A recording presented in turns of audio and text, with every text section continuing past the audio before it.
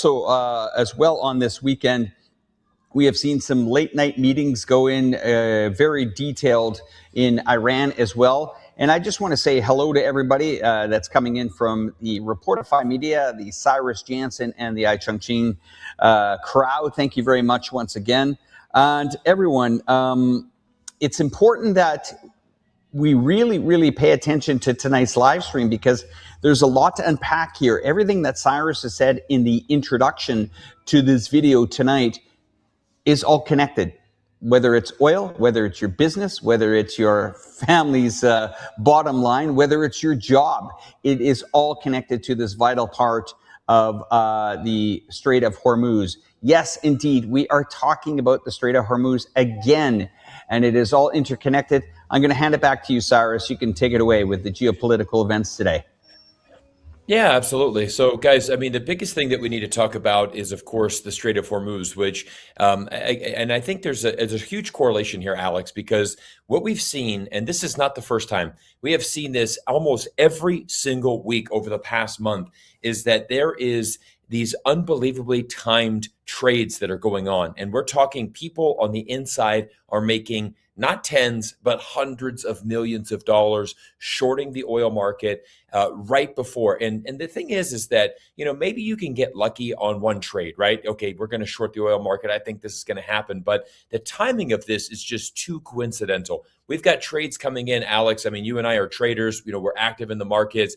But I mean, we got trades coming in for like, we're going to do an $80 million short 15 minutes before the market closes. All of a sudden, Trump says, the strait's open, the war's over, USA has won, oil crashes by $10. These guys, you know, are able to make just an insane amount of money. And again, this has not happened one time. This has happened multiple times over the last month. And it's really remarkable to me that we're not seeing any accountability in the United States government. I mean, this is just insider trading at a level that is just unprecedented. I mean, we cannot stress this enough, what is going on. But it's just remarkable because I think right now, you know, we are seeing some relative stability in the stock market in the sense that, you know, the Dow closed at close to 50,000 again. So, I mean, it's made up a lot of the losses that has happened.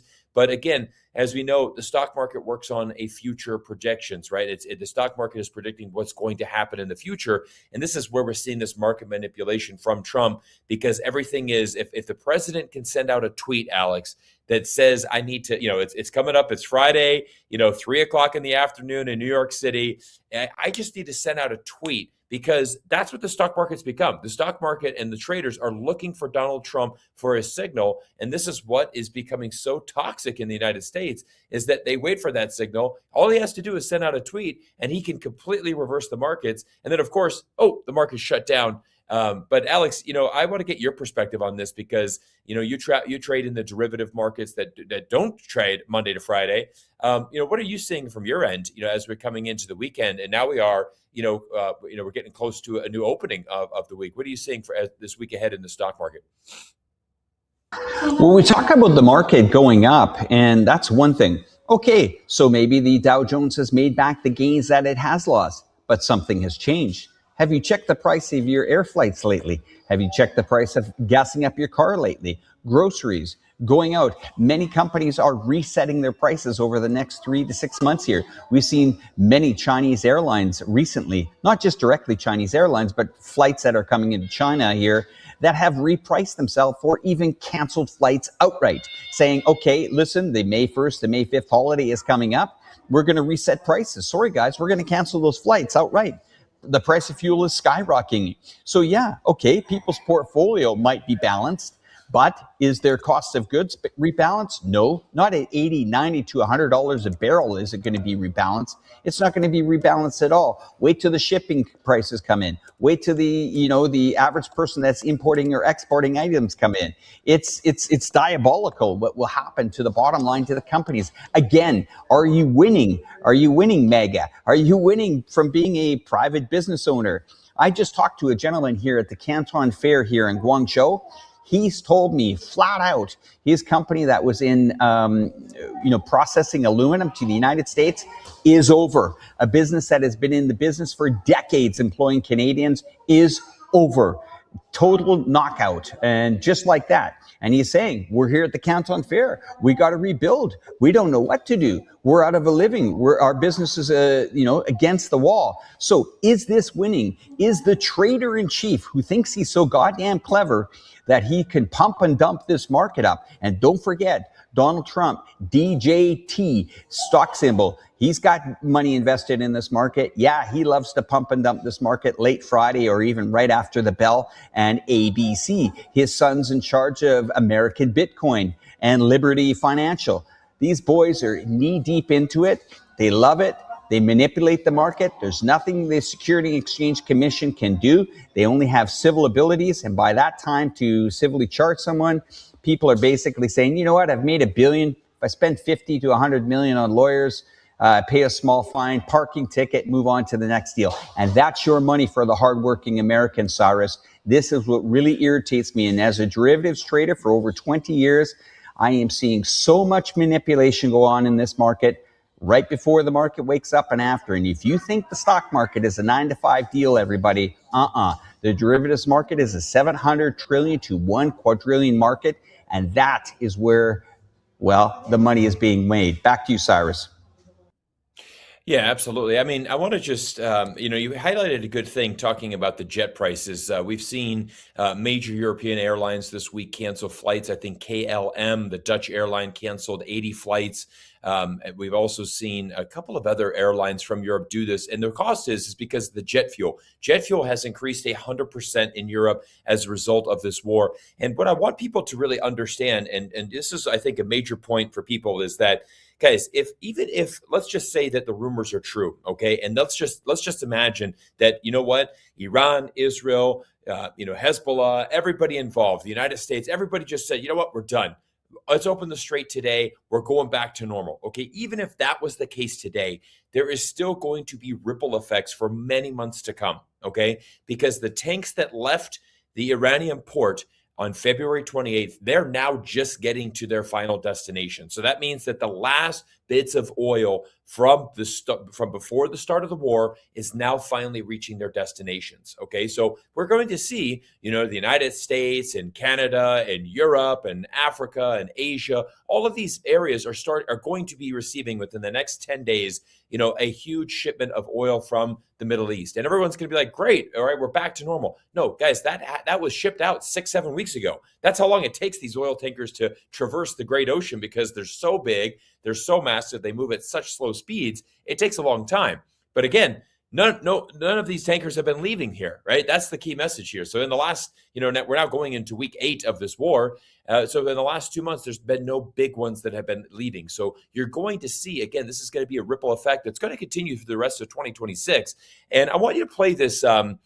I want to play this clip for us, Alex, about the gas prices. Okay, this is a message from the White House talking about how gas prices have come down. Let's go ahead and play that clip for everybody. And thank goodness we have a president and an administration that believes in American energy dominance in bringing down prices at the pump. Look at how gas prices decreased over the past year since this president was in office. Yeah, and then basically what we can see here, guys, is a blatant lie from the Trump administration there, right? Saying that gas prices have gone down. Now, let's bring up that graphic that actually shows where the gas prices are, so we can actually have some historical data here just to look at. So, this is basically exactly what the Trump administration. So, I mean, we're looking back to 2024. This is the actual gas prices. It just is astounding when you look at the direct lies that are coming from the Trump administration. Our gas prices are coming down. I mean, do you think people are idiots? Right? I mean, this is good for this graph here. But I mean, do you think that people are idiots that we don't walk around and we're not seeing the price of gas throughout the country? I mean, across the board, wherever you are in the 50 states in America, gas prices are up. It's going to affect so many different industries, different cost prices, everything. But I mean, this is really where we have reached the point right now in the Trump administration, is that we have to assume every single statement coming from the White House is wrong. right? I mean, just assume that it's false until, you know how you're innocent until proven guilty. Well, I think that it's a false statement until it's proven to actually be true, because Alex, there's just so much lying that is coming out, and it's amazing just the confidence of the lies, right? I mean, I mean, this is actually, when you have just a categorical liar, that is a pathological liar. That's the word I'm looking for. When you have a pathological liar, in the White House, and then the entire administration, that's just what they do, right? They're going to lie about everything. It's amazing. Yeah. I mean, I would imagine that you would have to be like, yes, we understand the gas prices are higher, but here's the reason why, guys. We're fighting a war. We need America to get behind, right? You have to at least acknowledge the facts on the ground and then try to put your spin on it. But this is not what the Trump administration does, Alex. They just go out and be like, actually, gas prices are going down, guys. I mean, I don't know what you guys are talking about. Gas prices are down. Everything's great, guys. Oh, yeah. I'm sure everything's great there. I mean, walking the stalls and the booths at the Canton Fair, there's one thing that was missing, and that was America. America in a big way. New energy vehicles led by China. Robotics led by China. Relationships with over 200 nations led by China. 200,000 to 300,000 people doing deals led by China. And hey, this is what's going to happen. There's something in the derivatives market that we do always mention. This trade, and what I mean by this trade, this mishap, or whatever the Trump administration wants to call it, the 10th war that Trump has ended and started, this trade is going to work its way through the market. It's not going to see it. You're not going to see it this month. You're not going to see it next month or 3 months or 4 months and 6 months. You're going to see probably anywhere from 9 to 12 months from now, this trade is going to come out the other side. And who's it going to hit? It's going to hit the pocketbooks of the American taxpayer. It's going to hit those people that have to pay mortgages. It's going to hit those logistic companies that have to hire people. It's going to hit people at Amazon, the prices of importing, exporting. If you watch Amazon, Amazon is a good barometer of what's happening in the market, because over 60% of the sales on Amazon come from third-party salespeople. Okay, that's mom and pop companies. Now, if you haven't been affected by that, you might have been affected by running a TikTok business. 7 million Americans run TikTok business. And, well, what did the government try to do? It tried to shut down TikTok on you. So you are being hit on every single place, whether it's logistics, whether it's import, whether it's export, whether it's, manufacturing, whether it's, bringing talent to the shores of the United States to, bring its AI sector higher. We are seeing a classic Friday night, 5 o'clock window dressing by the Trump administration. What a greater fella to do it than Donald J. Trump. The art of the deal, Mr. Bankrupt, Mr. Atlantic City, Cyrus, he's gone by my playbook. Go ahead, sir.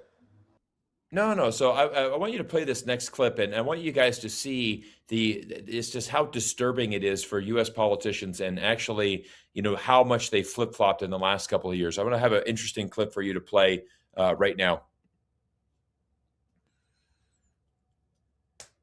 We'll get it. Go ahead. If you don't have a deal by Wednesday when the ceasefire ends, will you extend the ceasefire, or will I don't know. Maybe not. Maybe I won't extend it.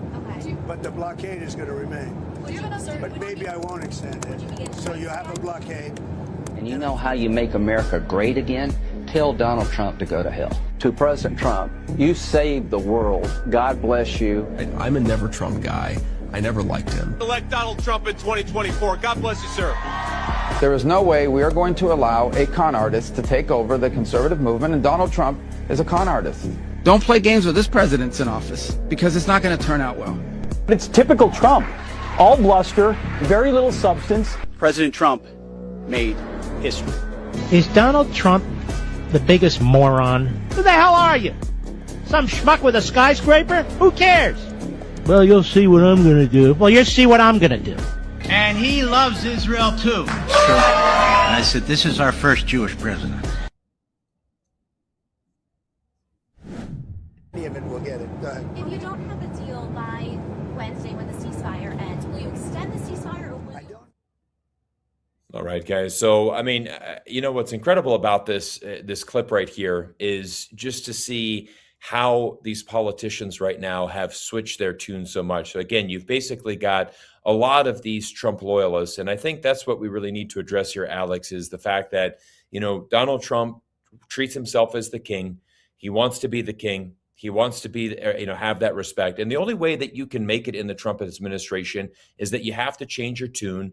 You basically have to, just appeal to him. And this is the saddest thing that we see with these politicians is that they have no backbone, no spine. You look at a guy like J.D. Vance, who again is a very minor politician. He tried to make a name for himself saying, look, I'm a never Trumper. I want to be something different. But then Trump gives him a phone call and says, hey, I want you to be my vice president. 180. And he completely switches his tune. And this is exactly what is so corrupt in U.S. politics and why no one in the U.S. politics has any integrity, because you don't stand for what you actually believe in. You stand for how can I advance my career. Same thing as Marco Rubio. He was the biggest anti-Trump movement on the GOP for many, many years. He tried to run for president back in 2016, didn't have enough momentum to do that. All of a sudden, Trump says, hey, I want you to be my Secretary of State. Obviously, Rubio takes that because it's an opportunity for him to advance his career. And, you could just see this absolute pathetic display of I'm sorry, just of blind patriotism, trying to say that, hey, I'm American and I support Donald Trump in everything I do. No, it's better to actually take a stand and just realize, what's going on inside of our country. It's just astounding to see how these politicians have completely flipped the script. But I guess that just shows you the power of blackmail. And it just shows you the power when you have an outside influence influencing you.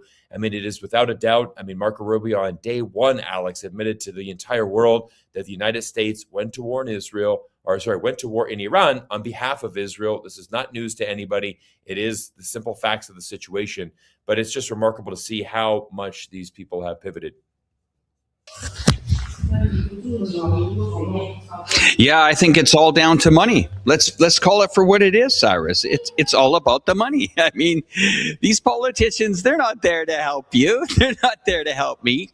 They're there to make money. Period. M-O-N-E-Y. As you and I always say, it's not show friends, it's show business. And that's what these boys are doing. We have seen it. You think a guy like Tucker Carlson is going to run for president? I'd like him to run for president. By the time he gets there, though, he will be taken out. He will be either outfunded or out-challenged. And I think Tucker would be a great candidate for the American politics. But again, it's, vote and deny, and vote and live in denial for the next 4 years. And this is what is frustrating about the American government here is that you try to vote in that right person. You try to get that candidate in there and you think, yeah, you know what? We got it right this time. Listen, listeners. Okay, listen, viewers of tonight's program. Cyrus and I on this program many, many years ago, we're not anti-Trump. We're not anti-MAGA or anything like that. But we actually were sold, Trump in 2016 to 2020 by saying, you know what? I truly, honestly believe, Cyrus, he was going to try to make America great again. Now, You see a completely different man in the White House. 2024, he's there with a vengeance. He's there to get back. He's there to put Comey behind bars. He's there to put all these other people that, double-crossed him. And, I can understand it.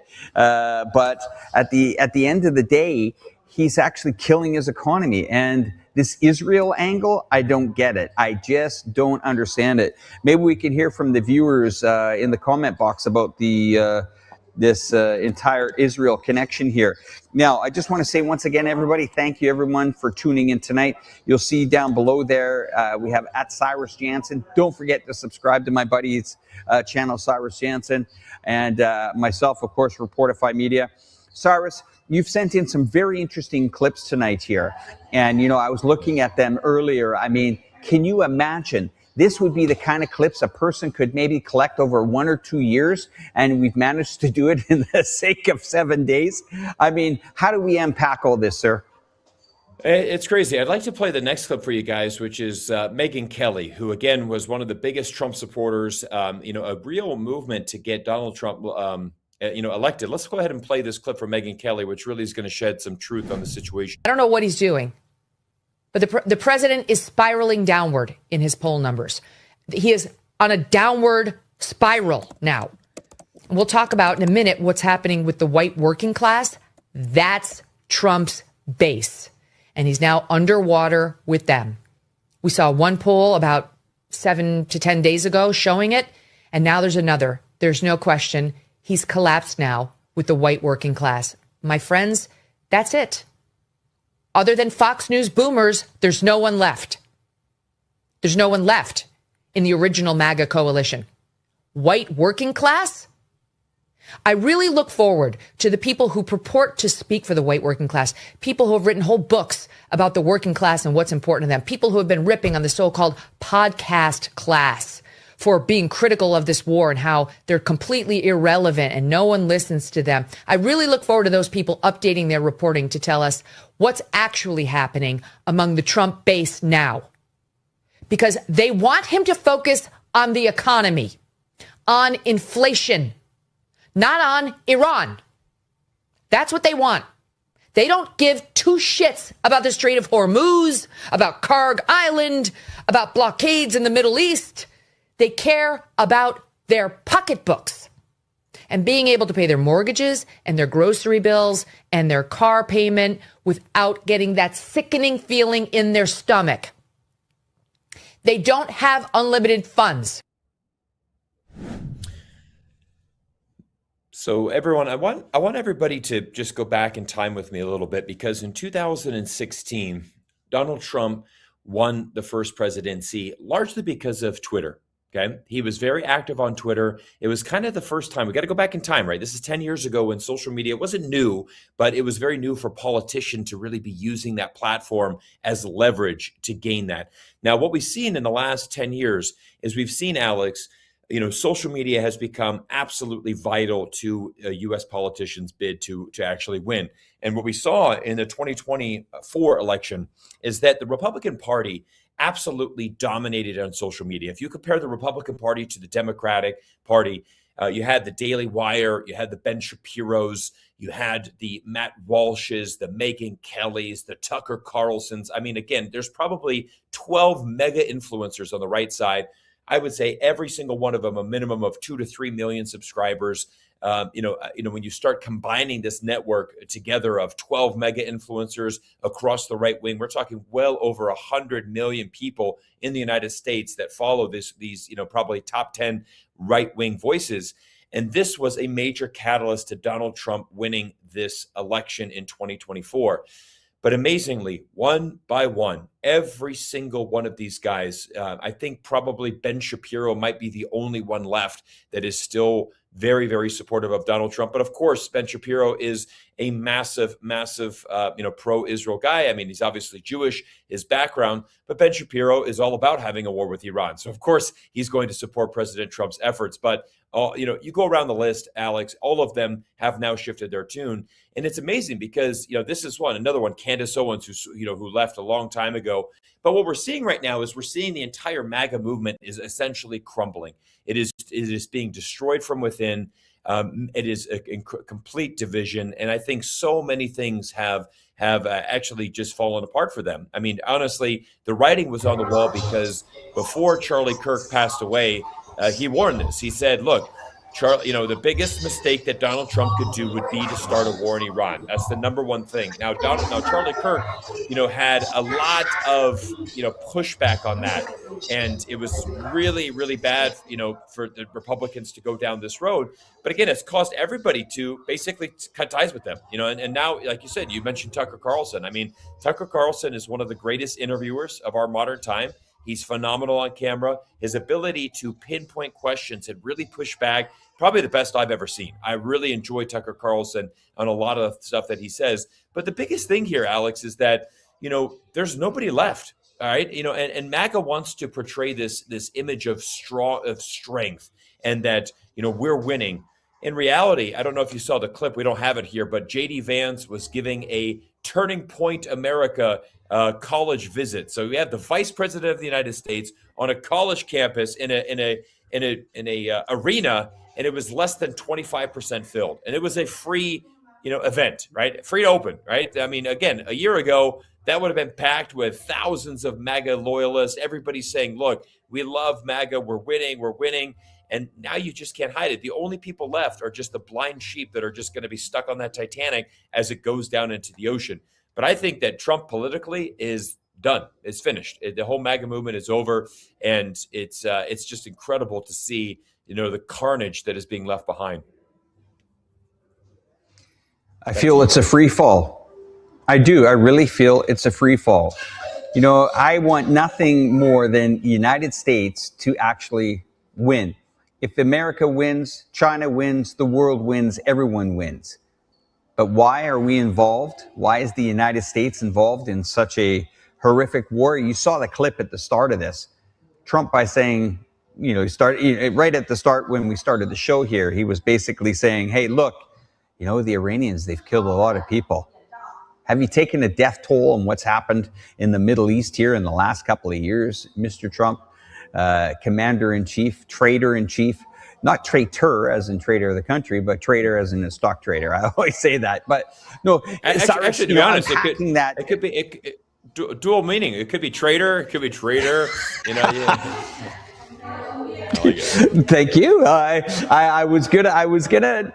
Yeah. Okay. Good man. Good man to step in there. I appreciate that because I was about You're to not say wrong. Maybe, but but anyway, no. It really comes down to again.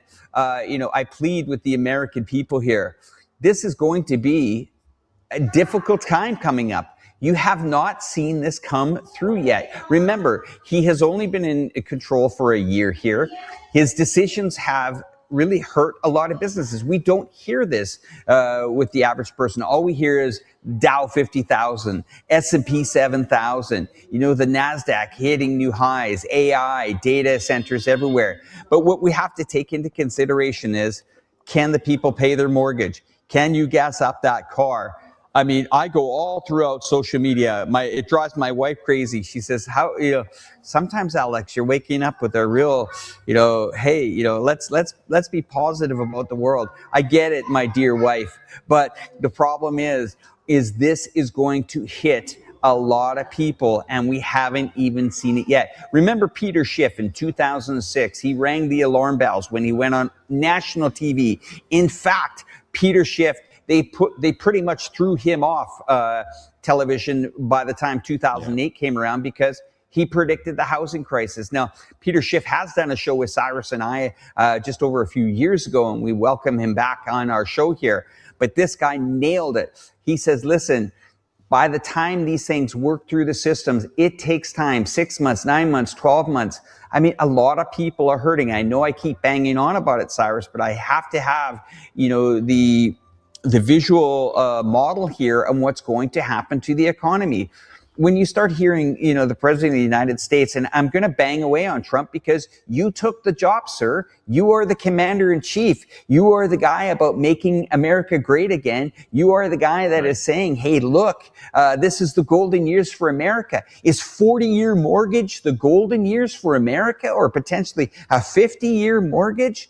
I mean, it's absolutely, and this is what blows my mind, is that the average person, the average MAGA person out there says, hey, but you know what? We're winning. Who's winning? Tell me who's winning. The top 1%? My, oh my. Well, the top 1%. But Alex, you brought up a really good one because you brought up the word China. And I want to play a clip for everybody because this is a very interesting one. Let's play the clip from Rick Scott talking about the Iran war in relation to China. I think blocking the Strait of Hormuz is fine from my standpoint. If no oil ever goes to China again and their economy is destroyed, that would be a really wonderful day for me. So you would be hard pressed to find someone so stupid about how the world economy works. And I mean, I'm from Florida. This is my home state. This is the senator from my home state, Rick Scott. Rick Scott, if you ever see this clip, I would love to have a debate with you. I would absolutely welcome you to this channel and to this show. Let's talk geopolitics to discuss this because it's incredible just how disconnected from reality these U.S. politicians are. I don't really care about the Strait of Hormuz being closed. Really, you don't care the fact that 20% of the world's oil comes from the Strait. We don't talk about fertilizer. That's actually even a bigger deal, I think, than oil. 30% of the world's fertilizer. Guys, that has the potential to cause famine in different parts of the world. We're talking helium. We're talking so many different vital elements that are going through. And again, it has a compounding effect. And one of the things you'll often hear on my channel is that we live in a global economy. We live in a world economy, right? If you know me and you know my content, I'm all about seeking trade deals. I'm seeking win-win solutions. And again, this is how China has achieved success on the international stage and why its image is now transformed over the last few years, because that's what it does, right? It trades with the world. When you trade with China, you're in a better position in the future. This is why China is the top trading partner. This is why the Belt and Road Initiative has been a tremendous success. There's no arguing to this. And as a result of that, China's image has been improved significantly over the last few years. Now, the incredible thing about this is, going back to Rick Scott's comments, Alex, is the fact that he said, if I woke up and the Chinese economy would be destroyed, that'd be a happy day for me. Okay, so just magically, one day the Chinese economy is going to be destroyed. The problem with this is, let's just go from a market analysis, right? If the U.S. economy and the Chinese economy are so interconnected that if the Chinese economy were in fact to be destroyed, it would simultaneously take down the U.S. economy. It'd take down the world economy, right? Let's not forget 2008 when the United States economy crashed. That had it was called the world recession, right? It affects everybody else. That's what happens with these superpowers, right? It's talking about if the United States has a sneeze, well, then other countries around the world are also going to get a cold, because it has this compounding effect. But again, this is kind of the toxic mentality and just the low level of IQ so many of these U.S. politicians have, right? I want to take, let's just start this war with Iran. Doesn't matter how long it goes. Doesn't matter what happens, but maybe it's going to take down China. No, it's not going to take down China. China is one of the strongest positioned countries in the world to kind of combat the negative risk coming out of Iran. So again, this is what happens when you just start believing propaganda. And unfortunately, this is what the clips are playing on Fox News. This is what the MAGA movement is preaching. And so again, if you're one of those very few Americans left in the MAGA crowd, you're biting this hook, line, and sinker. You're believing in the propaganda. But Alex, we've got the receipts. We know this is simply not true. Watching that clip, living in China and watching that clip, I have to say to our audience that are watching tonight, and just what I heard from another Canadian's mouth a couple of days ago, sitting here in the Canton Fair, walking around it, gentleman that lost, and he's probably watching tonight. My heart goes out to you and all your employees that are about to lose their jobs in the aluminum industry in Canada. But Scott is wishing that China would fail. It has to be one of the most stupidest things I've heard this year, because when you have that mentality, when you wish harm on someone else's economy, are they aware that there is a country across the Pacific Ocean, 1.5 billion people, that wake up every day in the nation here and work together, gather together, unite together to make China amazing, not again, but forever? And if we're going to educate our people in North America that big bad China, let's be cruel to them, let's wish harm on their economy, we need to wake up and see what's happening. Guess what, America? You're about to lose the top destinations of travel and tourism to China. Why? Because major influencers are coming over here, and they are unlocking a stereotype that the media had a total grasp on for years. China, a communist country, not a great country to travel to, they say. This is one of the most spectacular nations in the world. I have just witnessed the Canton Fair with over 200 countries, with over 300,000 people a day walking through the doors I'm asking them questions. First time to China? Yes. What do you think? Unbelievable.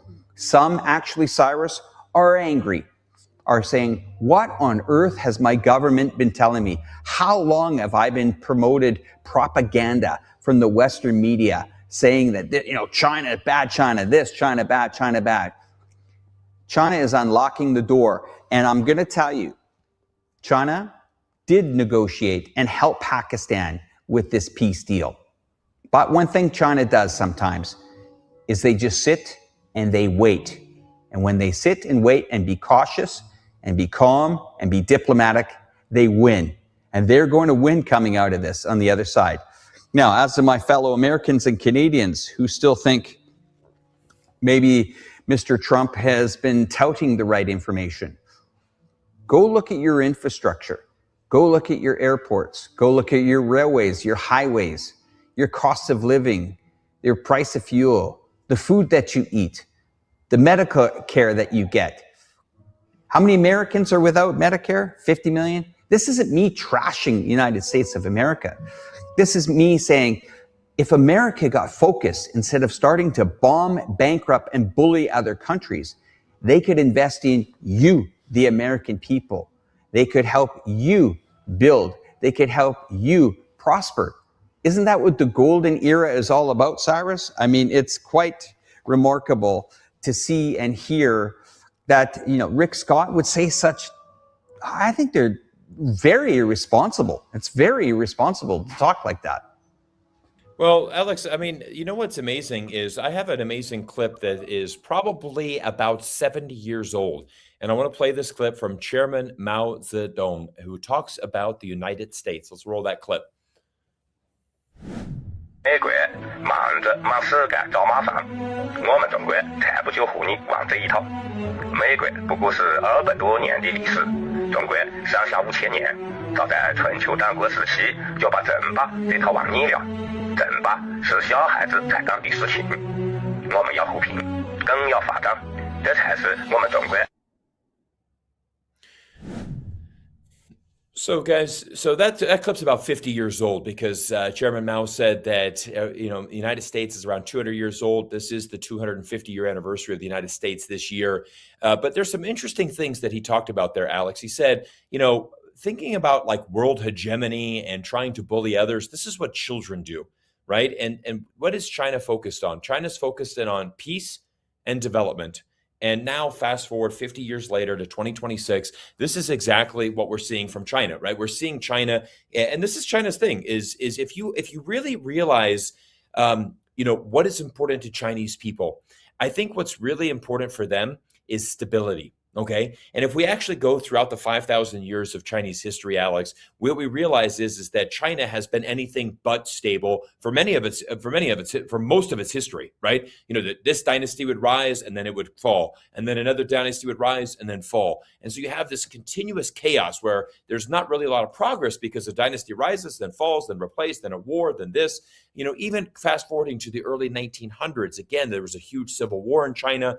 And this is the thing that the Communist Party was able to do for China. If you talk to Chinese people today, this is what they'll say is, yes, Chairman Mao, he was wrong on some things, he was right on the others, but at the end of the day, he did provide the platform that has produced a period of stability and peace for China.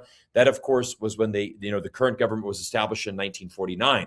Since that beginning, this is what Mao Zedong has been focused on, is trying to have a united China. And that's what happened. It united. It's, Chairman Mao, very, very vocal in the beginning. Look, we don't want to compete with the United States. We want to do trade with the United States. Okay. There was an American serviceman named John Service, who was actually born to missionary parents in Chongqing, the city that Alex lives in.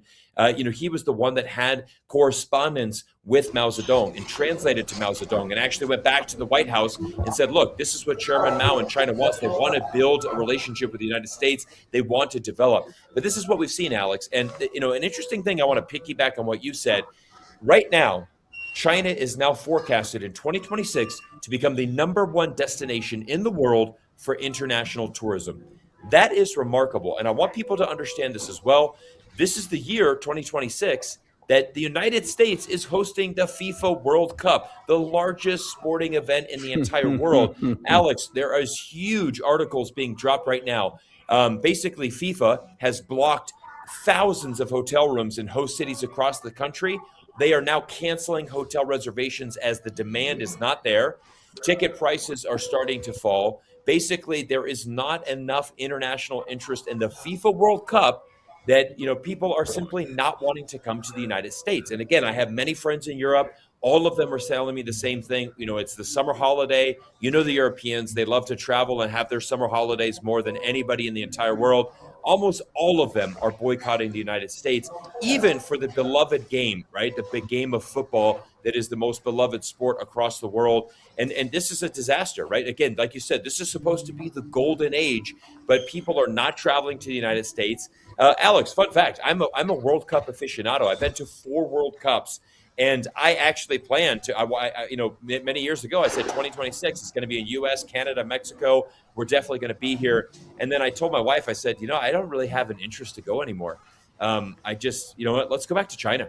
We're literally that statistic. We're literally leaving the United States and instead going to the #1 tourist destination in the world, China, which, like you said, they opened up. The best thing that the Chinese government did is they opened up for visa-free travel to countries around the world, and it's paid off. It's been the biggest strategic win for China. And all they had to do, Alex, was say, hey, just come see it. We don't need to do anything. We're just going to open the door for you. Do whatever you want, right? Come to Chongqing, come to Shanghai, literally do whatever you want. Travel vloggers started floating in. And Alex, I don't know if another thing, I know I'm going off on a tangent here, but if you've seen on YouTube, the anti-China YouTubers. Again, I'm not going to name them by names, but there's several channels that produce anti-China content. And guys, their views have been obliterated, absolutely obliterated, because you pin yourself in a corner just making negative videos about China. The problem is that the whole world is now able to go to China and see the truth. And they're like, wait a second, exactly like your guy at the Canton Fair who says, this is not what this is not what China's supposed to be like. And Alex, I can't wait to come back to China this summer. Dude, I'm like a month away. I'm literally 1 month away from being back in China. And I'm looking forward to meeting you in Chongqing. And we're probably going to go to some other places as well. But we're also bringing Let's Talk Geopolitics on the road live from China. This is going to be exciting, Alex.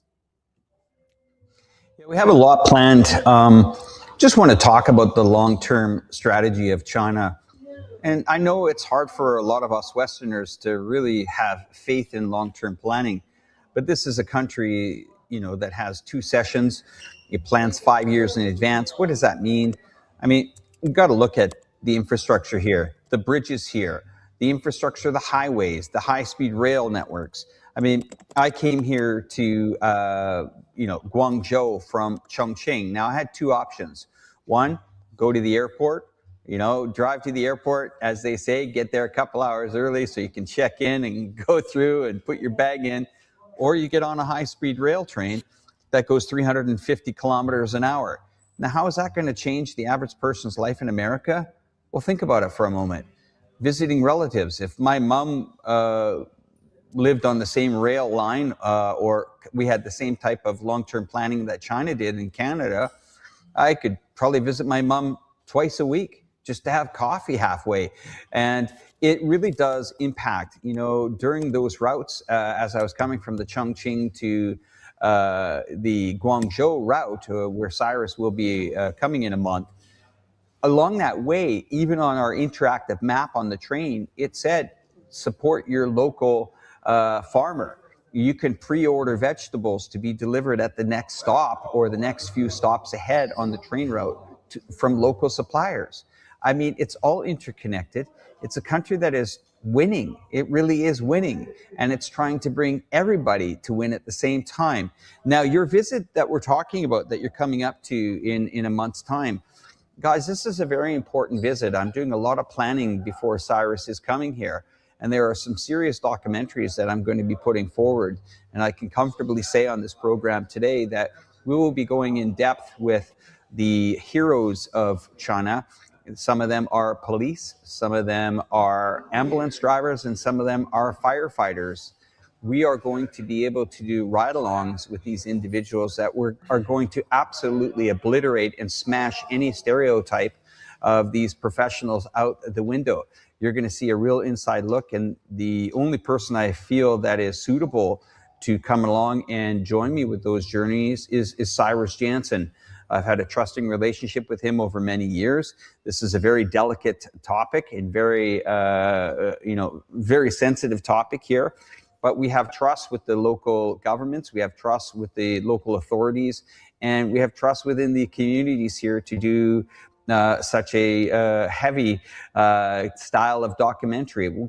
I think it's more of a reality style of documentary where we're going to have cameras following us, capturing our every footsteps into delicate issues, into Chinese people's lives. And you're going to be really surprised on what you're going to see. I think this will really change the way people view China. And to me, it has taken me 5 years to build up to getting the approval to do this. And well, again, including Cyrus Janssen and bringing the Let's Talk Geopolitics also on the road is an exciting chapter here, guys.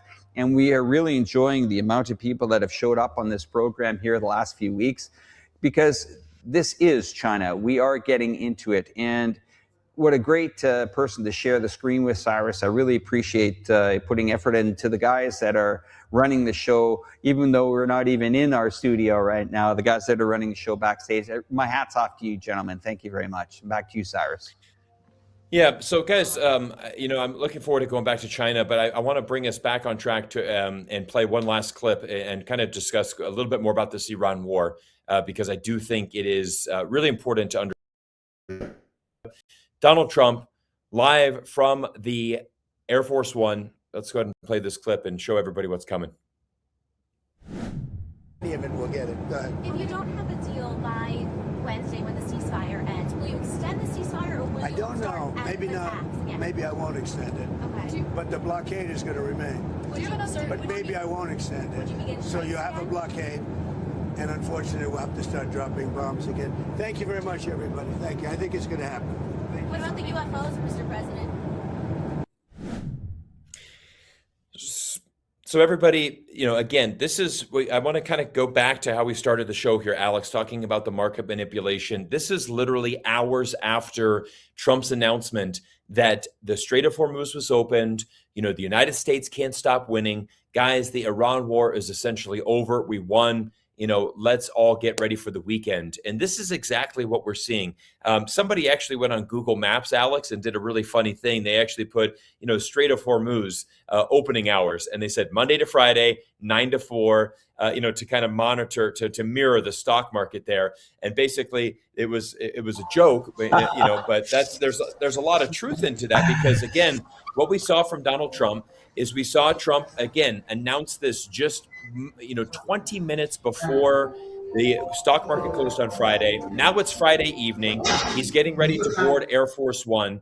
And, he immediately says the truth. He just says, look, there's a ceasefire deal that's coming up. We don't know what's going on. Maybe I'll keep it. Maybe I won't. Maybe we'll have a blockade. Maybe I won't. If not, then I'll drop bombs. Maybe I won't. So this is the reality of the Trump situation. And so, again, this is what we need to expect here coming up for this week. Let's give a little preview of what's going to happen, right? Today's Sunday. We're now coming into the new week. Let's just kind of review what's happened. We had a ceasefire deal. Okay, what actually happened to the ceasefire deal? Well, Israel once again started bombing Lebanon. That is a major point that people need to understand. This is actually a lot of leverage for the Iranians, okay? One of the points that they said is if you want to have a ceasefire, United States, you need to tell your boy Israel over there to stop bombing Lebanon. We don't stand for it. That's part of one of our conditions. And this is what Donald Trump said. He said, hey, Bibi, I know that I work for you, but I need a little bit of help here. Can you just stop bombing Lebanon? Bibi says, sure, we'll stop it. They get a deal, of course, within hours. Bibi says, all right, we're good. We got the deal, but Bibi's got a Bibi. I got to do what I got to do. And that's going to be starting more chaos in the Middle East. So then he starts bombing Lebanon again. Then all of a sudden the Strait of Hormuz remains closed. The blockade's back on, and so again, now we're into chaos. So what you're going to see here is you're going to see this ceasefire deal is going to come to an end. You're going to see Donald Trump right now, Alex, is actually in what we call the escalation trap. Now, earlier last week, I had Professor Robert Pape from the University of Chicago on the show. Now, he has a Substack called The Escalation Trap, and his theory, and he's been right so far, 7 weeks into this war, is that the United States is going further and further down this escalation trap. Donald Trump needs a win, okay? Donald Trump desperately needs a win here. Now, if you remember a couple weeks ago, Alex, we had this amazing rescue of a U.S. fighter jet pilot. And I was speaking to some parents last night here in Las Vegas, and they were like, wasn't that amazing, Cyrus, how we were able to rescue that pilot? And I said, isn't it amazing that after we rescued that pilot, that nobody has seen his pilot anywhere? Like, there hasn't been a parade for him. There hasn't been a TV appearance. There hasn't been, actually, have you even seen a photo of this pilot? Right? Like, we have not heard a single thing. I mean, this should be, just for reference here, Alex, do you remember a few years ago when the air pilot, remember he landed a plane in the Hudson River, okay, and he saved all of these lives, and it was a huge decision, right? Tom Hanks later made a movie about it called Captain Sully. But Captain Sully was on Good Morning America, and he's just all over the media, just saying like, wow, man, you had this amazing moment where you said, I can't get back to the runway. I've got to land in the Hudson River, and it was something that's never been done before. And you saved the lives of hundreds of people. You're a national hero. Again, I would think that this would be, something that we should celebrate. And all of a sudden I told the parents last night, I said, do you think that the United States government would send 155 aircraft into the middle of Iran to get one guy out? And a lot of people said, absolutely, because we never leave a guy behind. Okay, I said, okay, maybe. I'm not saying 100% no, but I think it's a cover-up. I think the United States was going in trying to get that enriched uranium, because if they could extract that uranium, Alex, they could come out with a win. And then that's what Trump is looking for. And until he gets a win, I think we're going further down the escalation trap. And I think what that means, Alex, is that a ground invasion is coming. I think more bombs will be dropped. I think Israel begins to get hammered again from Iran. Iran still has 60% of its missiles intact, Alex, still has a tremendous amount of drones. The 7 weeks into this war, we're now going into week 8. Iran is nowhere close to being defeated. And so we are not at the beginning of the end here, guys. We are right in the middle of this war with the escalation trap continuing. Yes, and also, I wanted to add to your comment about, do we believe this story? What else have we been lied to? The Epstein files, where are they? We could go back decades and raise questions about what is real and not real, and what we should believe and not believe. It's quite alarming. Let's bring Cyrus back onto the screen if we can, because we do have a journalist, a freelance journalist, heading to Iran. I got a message last night from Chris Halali, who is heading into that region here over the next few days. Not sure how his connection's going to be, but he said to me, exclusively that he will contact both Cyrus and I to give an update. So I'm hoping that maybe it could be that we maybe get him on the program next week. I hope. He's definitely a great guy to get insights in that area. Before I hand it over to Cyrus to shut her down tonight, I want to bring up a couple of graphs. You mentioned what we're going to look at for the markets going into Monday. The derivatives markets do start to trade Sunday evening here, but we are looking at the weekend Wall Street numbers on the gray markets. Call them the gray markets because these are called CFDs. They're called contracts for difference. I'm sure most of you haven't heard of them, but this market does trade throughout the weekend. This is a little bit more sophisticated than poly market, but it is showing that we're going to go into the market down about 190 points. It was lower. And let's pull up the oil chart here, and you'll see the reaction to what the oil market, well, that is the U.S. crude there. Now you see 326, that's approximately 4%. So we are seeing oil again move back up on a Monday. And yeah, there might be, a little bit of cheering that oil has come off from $100, but this thing is still well over $80 a barrel of oil. And that is not sustainable, especially as we're going into the summer season here, the travel season.